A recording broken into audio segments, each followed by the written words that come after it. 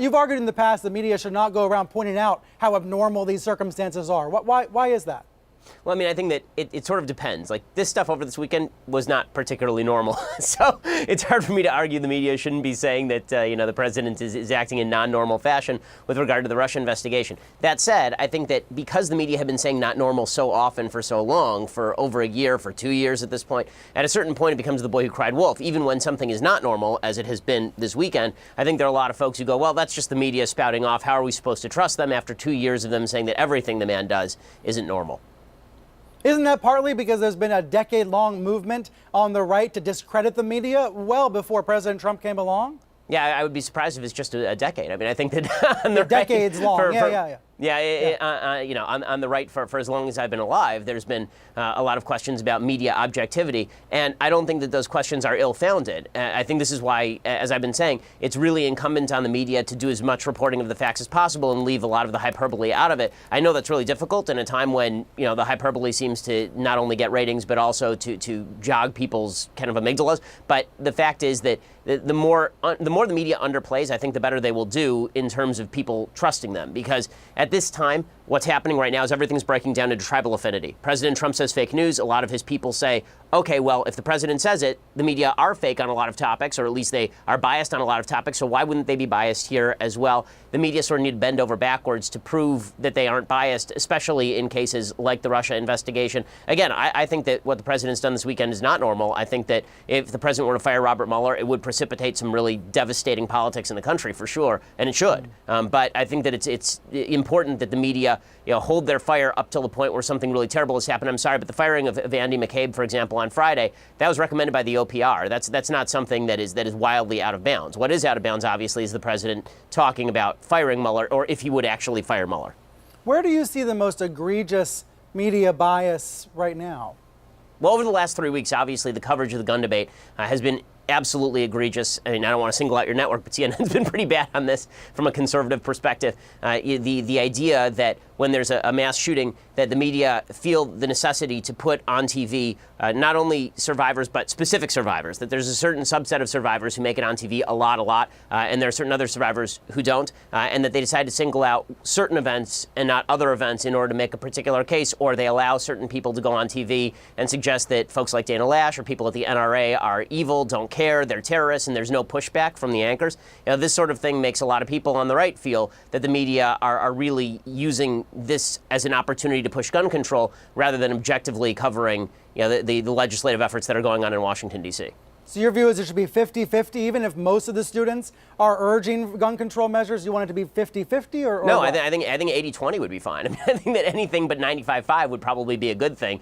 And I think that it's also pretty obvious that, listen, everybody, this is my opinion about journalism, everybody in journalism has their own political views. We all vote, obviously, or at least most of us do. And it's not a pleasant thing when people in the media pretend their political views are not influencing their coverage when it's so obvious that those political views clearly are influencing their coverage. But is it political just to want fewer gun deaths? That's not political.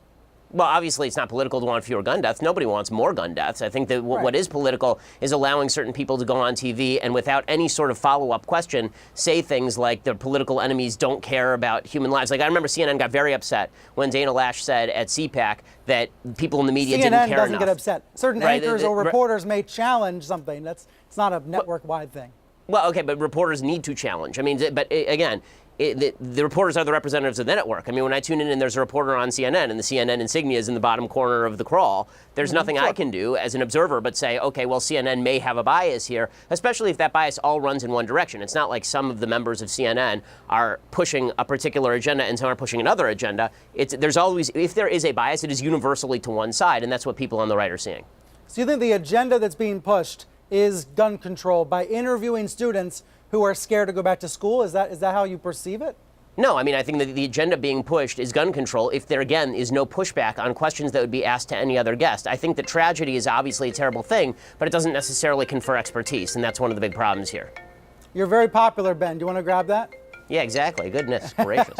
It happens to all of us. I wanted to ask you, though, your website, The Daily Wire, a lot of other conservative media sites that have criticism of the press. I sometimes worry you all are trying to tear things down as opposed to make them better. It's one thing to critique and want journalism to be better, but sometimes I feel like you're just trying to get rid of journalism altogether.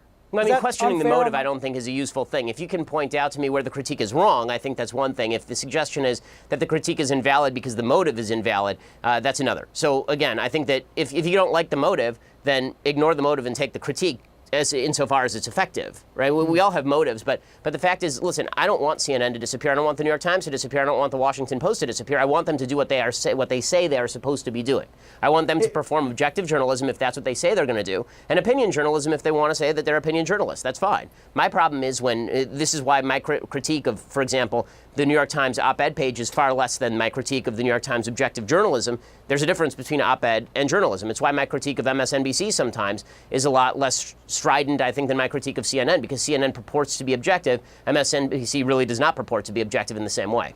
Part of me thinks that you and your colleagues at the Daily Wire should try to get jobs then at the New York Times. If you don't like the coverage, try to be a part of the solution as opposed to complaining about it. I mean, I don't know. Would you hire me? I really doubt that. And not only that, I wanted you as a guest for many months. I'll be frank with you. I mean, I make a lot of money. I wanted you as a guest for many months. I was wondering, the Daily Wire has been growing. Your profile has been blowing up. There was talk about you maybe taking over Glenn Beck's The Blaze. Can you tell us if that's true and where you see your media company going in the future? I mean, all I can say about that is we're always looking for opportunities to grow, and we are very much fans of what Glenn does. Any opportunity we have to work with Glenn, like a lot of other folks, we're happy to take.